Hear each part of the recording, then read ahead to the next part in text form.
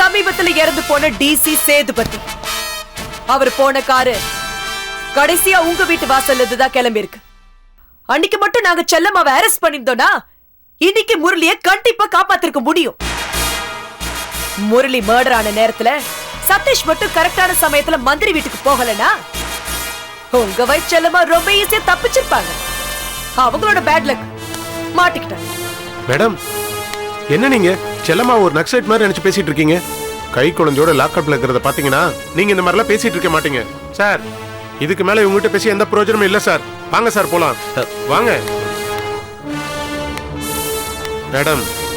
ஒரு lady arrest பண்ணி 24 ஹவர்ஸ்க்கு மேல லாக்அப்ல வைக்க கூடாது. அவங்கள கோர்ட்ல ப்ரொடியூஸ் பண்ணணும். உங்களுக்கு தெரியும்ல, அதையாவது செய்வீங்களா? அந்த சந்தேகம் உங்களுக்கு வேண்டாம் சார். இந்த சிவரஞ்சனி என்னைக்குமே சட்டத்தை மீற மாட்டா. என்னமோ எனக்கு மனிதாபிமானமே இல்லாத மாதிரி நீங்க பேசிக்கிட்டு இருக்கீங்க.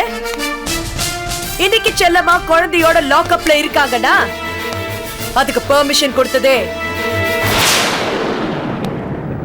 நான் தான். மேடம், நீங்க எவ்வளவோ இறக்கி காட்டிருக்கீங்க. கொஞ்சம் உங்க ஈகோவை பக்கத்துல வச்சுட்டு என் செல்லம்மாவை ரிலீஸ் பண்ணலாம்ல? அந்த முடிவை நான் எடுக்க முடியாதுங்க. கோர்ட் தான் முடிவு பண்ணும். ஏங்க, இதுக்கு மேல இவங்ககிட்ட பேசி எந்த பிரயோஜனமும் இல்ல. நாம கோர்ட்டுக்கு போவோம். செல்லம்மாவுக்கு இந்த கொலைக்கு எந்த சம்பந்தம் இல்லைன்னு நிரூபிச்சு காட்டுவோம். வாங்க போலாம். ஹலோ, செல்லம்மா இந்த கொலையை பண்ணலன்னு எனக்கும் நல்லா தெரியும். ஆனா நடந்த கொலைகளுக்கும் அவங்களுக்கும் எந்த சம்பந்தமும் இல்லைன்னு சொல்ல முடியாது.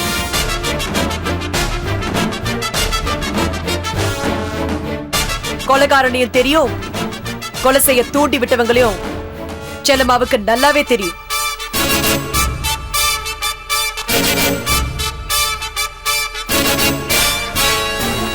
என்ன மேடம் சொல்றீங்க? இதுவரைக்கும் நடந்த 3 கொலைகளுமே அஞ்சலி விஷயத்துக்காக பழி வாங்கறதுக்காக செய்யப்பட்ட கொலைகள்.